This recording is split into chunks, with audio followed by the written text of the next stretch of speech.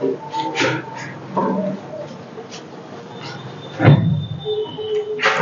दोस्तों, welcome back to my YouTube channel the star classes.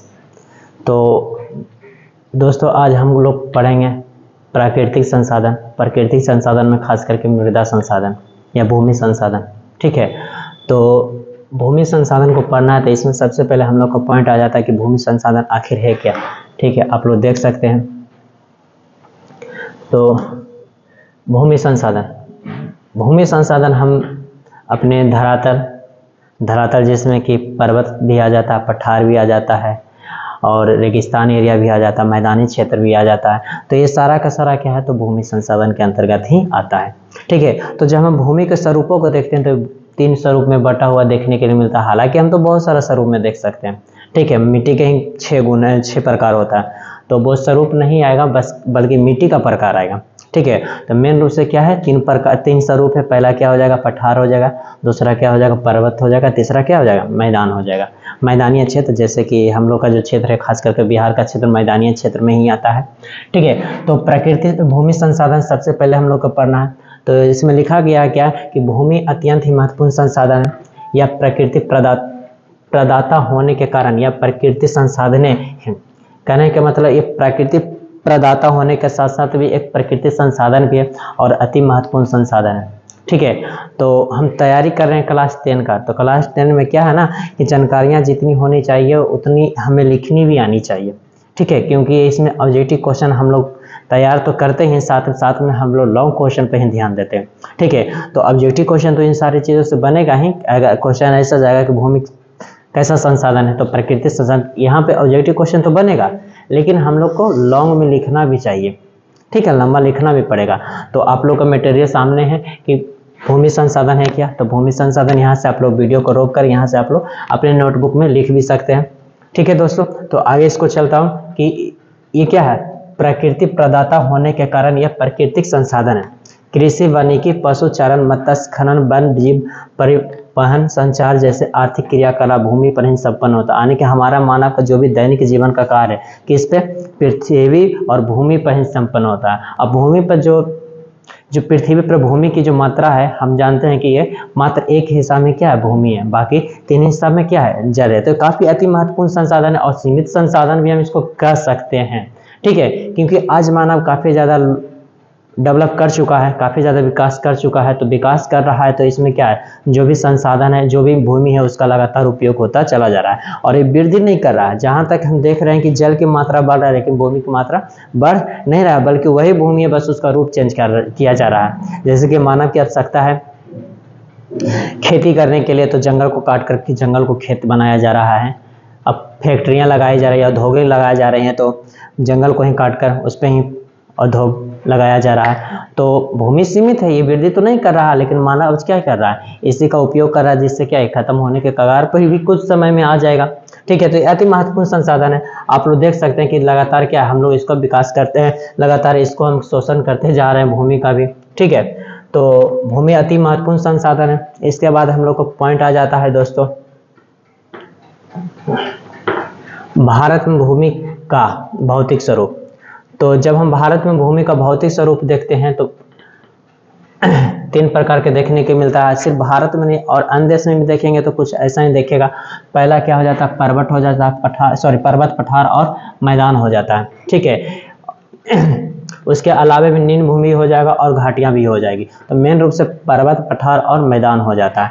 तो भूमि का 3 स्वरूप देखने के लिए मिलता है। ठीक है, तो इसके बारे में जान लेता हूँ कि भूमि संसाधनों के कई भौतिक स्वरूप है, जैसे कि पर्वत, पठार, मैदान, निम्न भूमि और घाटियां इत्यादि। ये विविध स्वरूप जलवायु से भी प्रभावित होते हैं।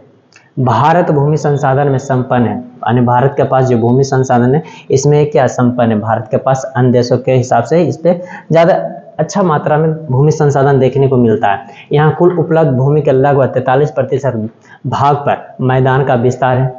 ठीक है, 43% भूभाग पर मैदान का विस्तार है, जो कि कृषि एवं उद्योगों के विकास के लिए उपयोगी एवं 30% भाग पर पर्वतीय क्षेत्र है, जो कि बारहमासी नदियों के प्रवाह को सुनिश्चित करते हुए पर्यटन विकास के लिए अनुकूल परिस्थितियां मुहैया कराती है। यह पारिस्थितिकी संतुलन के लिए भी महत्वपूर्ण है। देश का 27% भूभाग पठार के रूप में विस्तृत है, जहां खनिज, जीवाश्म ईंधन एवं वन संपदा के कोष संचित है।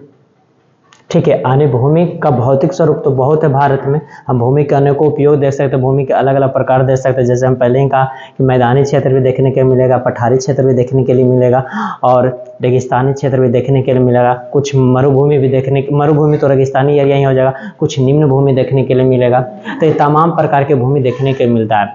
भारत में अधिकांश क्षेत्र हम करीब करीब 40%, हालांकि इसमें 43% लिखा हुआ, लगभग 43% का मैदानी क्षेत्र, खास करके हमारा बिहार का क्षेत्र, बिहार का जो तमाम क्षेत्र है क्या है, मैदानी क्षेत्र है। यहाँ से तमाम क्षेत्र कृषि युक्त क्षेत्र है, कृषि भूमि है।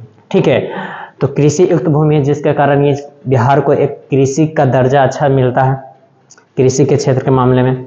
ठीक है, तो आगे के पॉइंट पे आता हूँ। देख सकते हैं, अगर हम भारत में मैदानी क्षेत्र के बारे में और भूमि के स्वरूप के बारे में देख लेता हूं, तो मैदान वाला भाग जो है करीब 43% है, पर्वत क्षेत्र जो करीब 27% है, पठार जो है करीब 30% है। ठीक है, तो ये पॉइंट आप लोग को याद करना पड़ेगा कि भारत में मैदानी क्षेत्र कितना है भाई, तो 43% है, पर्वतीय क्षेत्र कितना है तो 27% है, पठारी क्षेत्र कितना है तो 30% है। ठीक है, ये सब नोटबुक में आप लिख सकते हैं। उसके बाद आता है आप लोग का मृदा निर्माण। ठीक है, अब यहाँ से हम लोग का मेन चीज़ स्टार्ट होता है दोस्तों। हम अभी तक जो पढ़ते आ रहे थे मृदा के प्रकार, मृदा के महत्व को समझने की कोशिश किया था। अब मेन पॉइंट हम लोग को जो स्टार्ट होता है, अब एग्जाम में जो सबसे ज़्यादा इंपॉर्टेंट क्वेश्चन आता है जो यहाँ से हम लोग को मिलता है। तो शुरुआत क्या करा कि मृदा का निर्माण के कारक। दोस्तों, मृदा आखिर पृथ्वी पर आया कहाँ से? ठीक है, जब पृथ्वी बना था, आदि पृथ्वी का जब निर्माण हुआ था, तो उस निर्माण में मृदा था कि नहीं था, इसका निर्माण कैसे हुआ? ठीक है, तो आप लोग को पता होगा, अगर आदि पृथ्वी के बारे में कहीं किसी के जुबान से जाने होंगे तो आप लोग को पता होगा कि जब आदि पृथ्वी का निर्माण, यानी पृथ्वी का निर्माण हुआ था, तो ये एक आग का गोला था। आग का गोला था, धीरे धीरे क्या हुआ, ठंडा हुआ। लेकिन ठंडा हुआ था क्या हुआ, ठंडा होने के बाद वो मिट्टी बन गया था? तो नहीं, वो मिट्टी नहीं बना था। ठीक है, वो ठंडा हुआ तो एक ठोस रूप में था, जल की मात्रा वगैरह पनपा, वृद्धि किया जल की मात्रा, हाइड्रोजन वगैरह आया, ऑक्सीजन हाइड्रोजन का मेल हुआ, जल बना। तो जल बना तो मिट्टी उस टाइम नहीं बना था। मिट्टी बनने के लिए बहुत सारा कारक ने कार्य किया, उसके बाद मिट्टी का निर्माण हुआ। तो कारक क्या क्या थी? तो कारक था पहले उच्चवाच और धाराकृति। उच्चवाच और धाराकृति कहने का तो मतलब कि जो पृथ्वी का गोल आकार हुआ वो पूरा गेंद के जैसा चिकना नहीं हुआ, जैसे फुटबॉल होता ना, वो चिकना नहीं हुआ, बल्कि पृथ्वी का निर्माण हुआ तो किसी भाग में चपटा भाग था। जैसे आप लोग को पता चलता है ना, या पढ़ाया जाता ना कि पृथ्वी कैसा है तो चपटा भाग है, पृथ्वी पूरी तरह से गोल नहीं है। तो यह बचपन में पढ़ाया जाता है कि पृथ्वी कैसा दिखता है, तो नारंगी की तरह गोल दिखता है। ठीक है, तो नारंगी क्या होता है, पूरी तरह से गेंद की तरह एकदम गोल होता है? नहीं होता है। तो पूरी तरह से गेंद की तरह गोल नहीं होता है। तो उसी प्रकार क्या है, पृथ्वी भी है, पूरी तरह से गोल नहीं, इसका चपटा हुआ भाग है। तो वो जो चपटा हुआ भाग है वैसा भाग बहुत है, तो वो जो बना क्या बना, उच्चवाच बना और धरातल कृति बना। तो उसके कारण भी क्या, मिट्टी का निर्माण हुआ। उसके बाद मूल शैल या चट्टान, मूल शैल चट्टान कहने का मतलब पृथ्वी, जब आदि पृथ्वी का निर्माण हुआ था तो उसमें चट्टानें थी, तो वो चट्टानें क्या हुआ, उस टूटना स्टार्ट हुआ, चट्टानें टूटना हुआ, छोटे छोटे कण में क्या हुआ, बना, छोटे छोटे कण में बना और टूटते चला गया, छोटे छोटे कण में विखंडित होते चला गया और विखंडित करने में बहुत सारा कारक ने योगदान दिया। पहला क्या दिया कारक चट्टानों को विखंडित करने, जलवायु, वनस्पति, पहले तो जलवायु देख लेता। जलवायु क्या है, ये 3 प्रकार की, या हर एक क्षेत्र का अपना एक जलवायु होता है। जैसे हम बिहार में क्या, हमारे बिहार में क्या है कि समान रूप से 3 प्रकार के जलवायु देखने के लिए मिलता है। समान जलवायु देखने के लिए मिलती है कि हम लोग के यहाँ नॉर्मल औसतन गर्मी भी पड़ता है, औसतन ठंडा भी होता है, औसतन क्या होता है, बरसात भी होता है। तीनों प्रकार की परिस्थिति हम लोग के यहाँ दिखना पड़ेगा। तो जो हमारे यहाँ की जलवायु क्या है, समान जलवायु। वही हम जम्मू कश्मीर के जलवायु को देखते हैं। जम्मू कश्मीर में क्या है, काफ़ी अधिक मात्रा में ठंड पड़ता है, वहाँ तो बर्फबारी भी होता है। तो वो क्या, वहाँ का जलवायु क्या है, ठंडा जलवायु है। नीचे हम चले जाते हैं, साउथ में चले जाते हैं, आप लोग देखेंगे साउथ इंडियन को साउथ मूवी में, तो जो लोग रहते हैं, किरदार रहते हैं हीरो और हीरोइन को छोड़कर, वो सब क्या होता है, ज़्यादातर काला होते हैं। कुछ हीरो भी हैं देखोगे कि काला काला ही नजर आते हैं। तो नीचे का कहने का मतलब है कि जो नीचे का पोर्शन है, भारत का नीचे दक्षिणी क्षेत्र है, वहाँ पर क्या, उसका जलवायु क्या है, गर्मी है।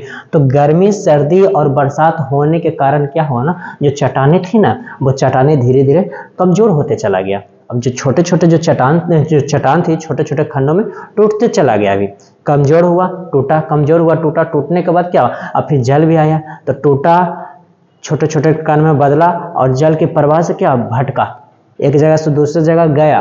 तो जाने के कगार में क्या हुआ, वो और ज्यादा महीन होते चला गया। जैसे हम लोग रेत देखते हैं ना, बालू या रेत, वो महीन महीन कण ही है। जो चट्टान है, चट्टान टूटा और महीन महीन कणों में जो बदला, वो महीन महीन क्या, कण ही है। तो वो जलवायु के कारण क्या, कमजोर हुआ, टूटा फूटा और बहते हुए चला गया। तो ये टूटा भी। उसके बाद वनस्पति और जैव पदार्थ।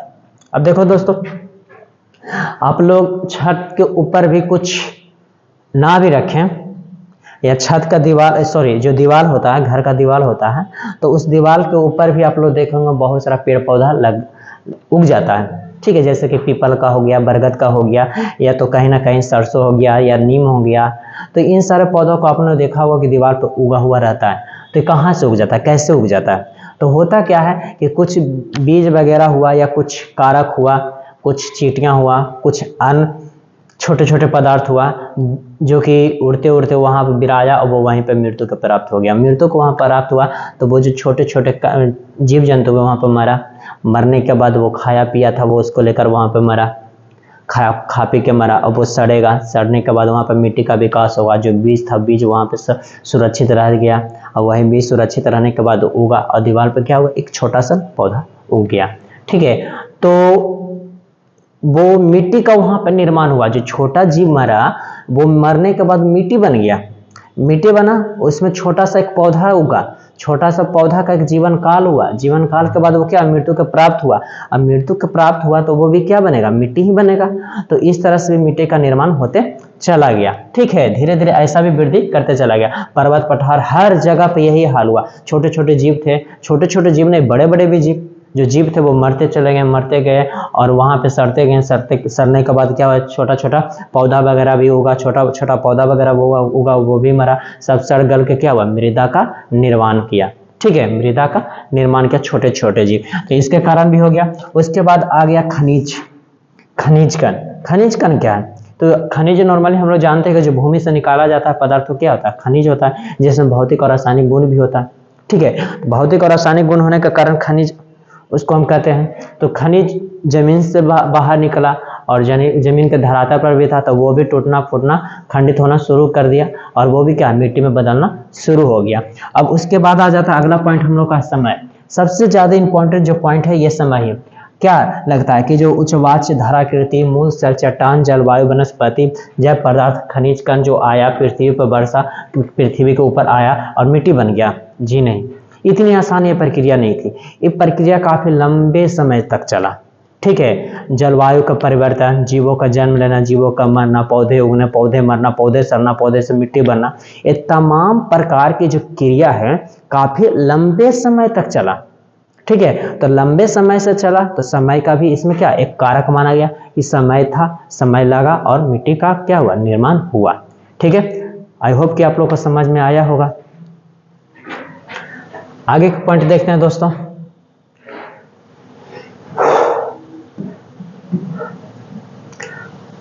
अब हम लोग का पॉइंट आ जाता है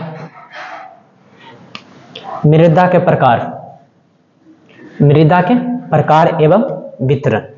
तो भारत में मृदा 6 प्रकार की पाई जाती है। ठीक है, यहाँ पर लिखा हुआ मृदा निम्नलिखित 6 प्रकार का होता है।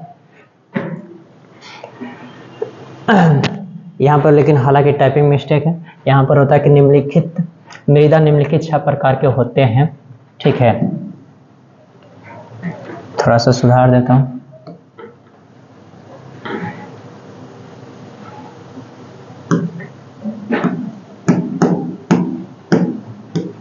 होते हैं 6 प्रकार का होते हैं, ये भी गलत है। 6 प्रकार के होते हैं, मृदा 6 प्रकार के होते हैं।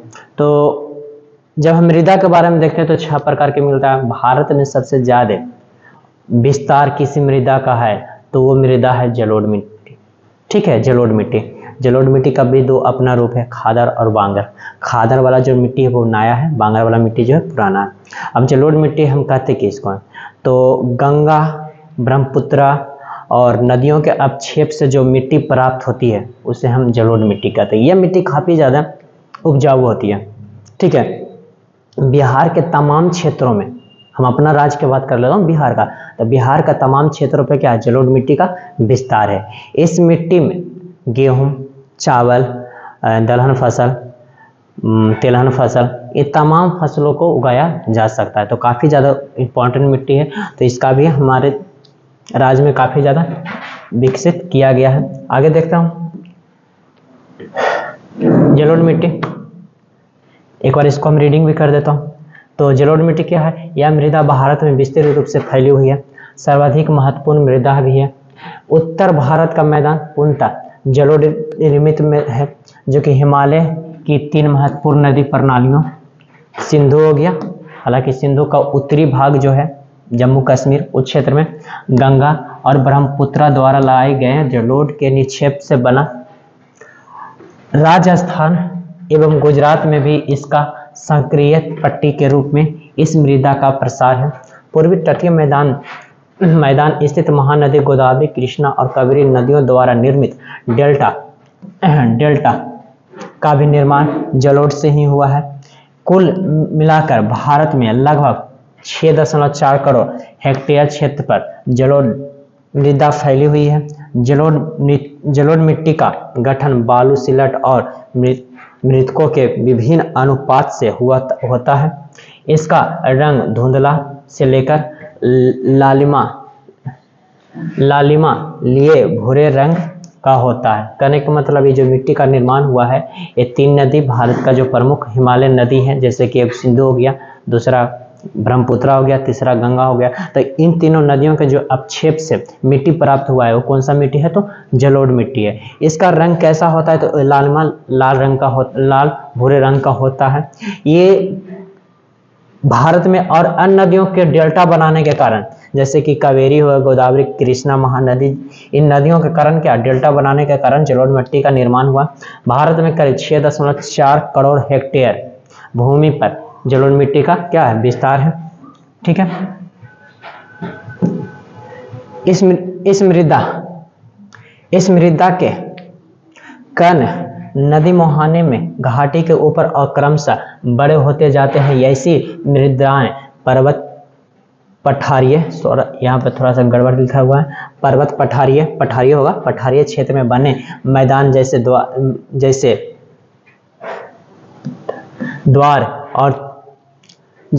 द्वार, चौड़ एवं तराई में आमतौर पर मिलती है। इनके कणों पर घटकों के अलावा मृदा की पहचान इनके आयु से भी होती है। आयु के आधार पर जलोढ़ मृदा को 2 प्रकार है, पुराना एवं नवीन जलोढ़ मृदा। पुराने जलोढ़ में कंकड़ एवं बाजरी की मात्रा अधिक होती है। इसे बांगर भी कहा जाता है। बांगर की तुलना में नवीन जलोढ़ में महीन कण पाए जाते हैं, जो कि खादर कहलाता है। खादर में बालू एवं मृतिका का मिश्रण होता है। ये काफी उपजाऊ भी होता है। कहने का मतलब क्या है कि जो पुराना एवं नवीन जलोढ़ मिट्टी होता है, उसमें अगर हम पुराने जलोढ़ मिट्टी को देखते हैं तो उसमें क्या है, कंकड़ एवं बाजरी का मात्रा अधिक होती है पुराने मिट्टी में, जिसको कि हम क्या कहते हैं, बांगर कहते हैं। और वहीं हम खादर मिट्टी को देखते हैं तो खादर मिट्टी में क्या है, बांगर की तुलना में नवीन जलोढ़ जो कि खादर मिट्टी है, महीन कण होते हैं। माने कि जो नया वाला जलोढ़ मिट्टी है वो काफ़ी महीन होती है। जैसे कि आप लोग गंगा जी का जो रेत होता है आप उसको देख सकते हैं, तो वो खादर मिट्टी है। लेकिन उसी के अंदर और नीचे खोदा जाता है तो उसमें से बालू निकलता है। या हम देख सकते हैं बहुत सारा नदी है, जैसे कि एक सोन नदी है जो कि पटना जिला का थोड़ा सा आगे कोइलवरी नाम के क्षेत्र में है। तो वहाँ पर क्या खादर मिट्टी नहीं बल्कि बांगर मिट्टी का अपरूप देखने को मिलता है। और हमारे गंगा का मैदान जो उजला उजला चमकीला चमकीला जो बालू होता है, रेत होता है, वो खादर मिट्टी का रूप देखने को मिलता है। यानी बांगर मिट्टी क्या, उसमें जो कण की मात्रा होती है वो बड़ा होता है, खादर में क्या होता है, महीन होता है। ये काफ़ी उपजाऊ मिट्टी होती है, हालांकि इसमें तो लिखा नहीं गया है, ठीक है। ये काफ़ी उपजाऊ मिट्टी होती है और काफ़ी उपजाऊ मिट्टी होने के कारण इसको काफ़ी ज़्यादा महत्व दिया गया भारत में, इसलिए इसको क्या नंबर 1 पे रखा गया। अब अगला पॉइंट है हम लोग का काली मिट्टी। एक काली मिट्टी भी काफ़ी ज़्यादा महत्वपूर्ण मिट्टी है। काली मिट्टी को काली कपासीय मिट्टी भी कहा जाता है, यानी कपासीय मिट्टी भी कहा जाता है। इसका फैलाव देखने के लिए मिलेगा हमारा 2 राज्य, खास करके महाराष्ट्र और गुजरात में काफ़ी मात्रा में, ठीक है। गुजरात और महाराष्ट्र में ये काफ़ी मात्रा में फैली हुई मिट्टी है, तो वहाँ पे क्या ना कपास की खेती काफ़ी अच्छे से की जाती है। इस मिट्टी का गुण क्या है, इसका सबसे महत्वपूर्ण गुण क्या है ना कि दिखेगा नहीं लेकिन ये पानी को रखे हुए रहेगा, ठीक है। यानी पानी को धरातल में अपने में छुपा कर रखता है, जिसके कारण क्या है कि कम पानी वाले क्षेत्रों में अगर ये मिट्टी है जहाँ बारिश कम होती है, तो उन क्षेत्रों में अगर कपास बो दिया जाता है तो कपास की जो फसल है काफ़ी अच्छी उगती है, ठीक है। काली मिट्टी को एक और नाम है रेगुड़ मिट्टी। काली मिट्टी का एक और नाम क्या है, रेगुड़ मिट्टी, ठीक है। तो इस नाम से भी इसको जाना जाता है, रेगुड़ मिट्टी के नाम से भी इसको जाना जाता है। लिख सकते हैं आप लोग, नोटबुक में तैयार कर लीजिएगा।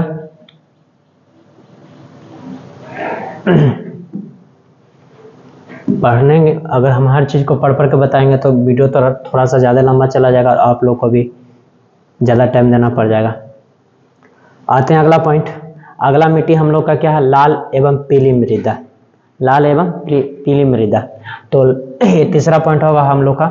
तो इस प्रकार की मृदा का विकास प्रायद्वीपीय पठार के पूर्वी एवं दक्षिणी हिस्से रावेदार आग्नेय चट्टानों द्वारा समानता 100 सेंटीमीटर से कम वर्षा वाले क्षेत्रों में हुआ है। यानी इस मृदा का जो निर्माण हुआ है प्रायद्वीपीय पठार के पूर्वी एवं दक्षिणी हिस्से में हुआ है, जो कि रावेदार आग्नेय चट्टान है। आग्नेय चट्टान, क्वेश्चन ये बन जाता है कि लाल मिट्टी का निर्माण किस चट्टान से हुआ था, आग्नेय चट्टान से निर्माण हुआ है। इस मृदा में लवण अंश की मात्रा के कारण इसका रंग क्या होता है, लाल होता है। क्वेश्चन ये भी बन जाता है कि लाल मृदा का रंग लाल क्यों होता है, तो इसमें क्या पाया जाता है, तो इसमें लवण की मात्रा पाए जाने के कारण क्या ये रंग, इसका रंग कैसा होता है, तो लाल होता है। जल योजन के पश्चात यह मृदा पीले रंग का हो जाती है। अब देखो लाल मृदा है लेकिन इसमें हम जब जल दे देते हैं, सिंचाई कर देते हैं, तो इसका जो रंग है कैसा हो जाता है, तो ये पीला हो जाती है। मूल रूप से यह ग्रेनाइट नीस जैसे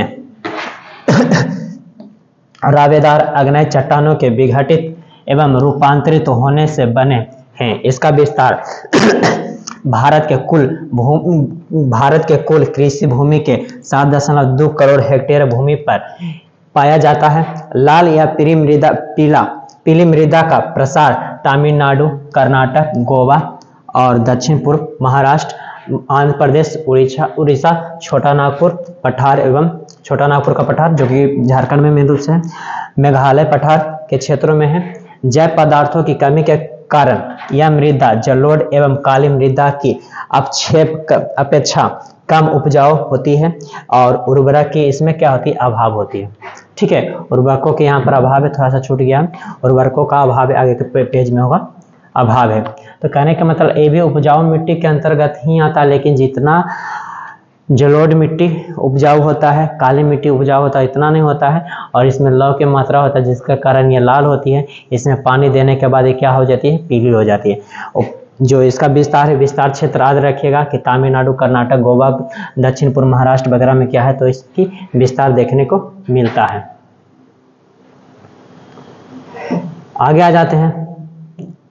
आगे है हम लोग का अगला पॉइंट है लैटेराइट मिट्टी, ठीक है। तो लैटेराइट मिट्टी हम लोग कहते हैं किसको है, तो लैटेराइट शब्द का उत्पत्ति ग्रीक भाषा के लैटर शब्द से हुआ है, जिसका शाब्दिक अर्थ होता है ईंट, ठीक है। लैटेराइट मिट्टी का जो ये शब्द है, इसका उत्पन्न कहाँ से हुआ है, तो ग्रीक से हुआ है। इस प्रकार के मिट्टी की विकास उच्च तापमान एवं अत्यधिक वर्षा वाले क्षेत्रों में हुआ है। यानी उच्च तापमान में, गर्मी में बहुत ज़्यादा और बरसात भी बहुत अधिक, वैसे क्षेत्रों में किसका निर्माण होता है, तो लैटेराइट मिट्टी का होता है। भारत में इस मृदा का विस्तार 1.3 करोड़ हेक्टेयर से भी अधिक है। भूभाग पर है ऋतुवत भारी वर्षा से ऊंचे सपाट अपारदित सतहों पर यह मृदा पाई जाती है। यह मृदा तीव्र निछाल का परिणाम है, जिसमें ह्यूमस की मात्रा नगण्य होती है। इसमें ह्यूमस की मात्रा क्या होता है? नगण्य। ह्यूमस क्या होता है? एक पदार्थ, ये जो जीव जंतु मरते हैं ना, और जो पेड़ पौधे के पत्ते सड़े गले वाला भाग, तो जो सड़ा हुआ भाग वगैरह सब रहता है, जो मिट्टी का सड़ा हुआ, जो ह्यूमस को बढ़ाता है, उर्वरक शक्ति को बढ़ाता है, तो उर्वरक शक्ति को बढ़ाने वाला जो कारक होता है ह्यूमस होता है। ठीक है, उसको हम ह्यूमस कहते हैं। अत्यधिक ताप के कारण जैविक पदार्थ की क्या अपघटित होने के कारण बैक्टीरिया नष्ट हो जाती है। अपेक्षक के कारण लैटेराइट मिट्टी कठोर हो जाती है। एल्युमिनियम और लोहे के ऑक्साइड के कारण इसका रंग लाल हो जाता है। इसका रंग लाल होता है। इस प्रकार की मिट्टियों में रासायनिक खाद अन्य उर्वरकों का प्रयोग कर उत्पादन किया जा सकता है। कर्नाटक, केरल, तमिलनाडु, मध्य प्रदेश, उड़ीसा तथा असम की पहाड़ियों में लैटेराइट मिट्टी का विस्तार मिलता है। कर्नाटक, केरल और तमिलनाडु जैसे राज्यों में मृदा संरक्षण तकनीक के सहारे चाय, कहवा का उत्पादन किया जाता है। तमिलनाडु, आंध्र प्रदेश और केरल में इस मृदा में काजू की खेती उपयुक्त मानी जाती है। ठीक है,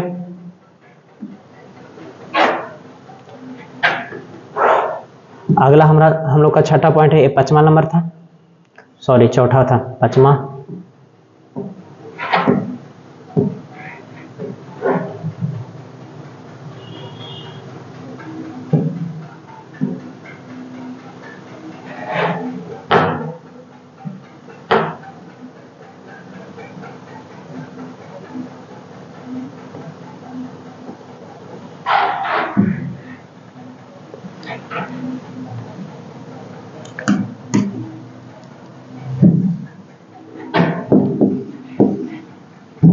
ठीक है दोस्तों, इसको 5 नंबर कर देता हूँ। ठीक है, छठा पॉइंट हम कल दिखा दूंगा वीडियो में बनाकर।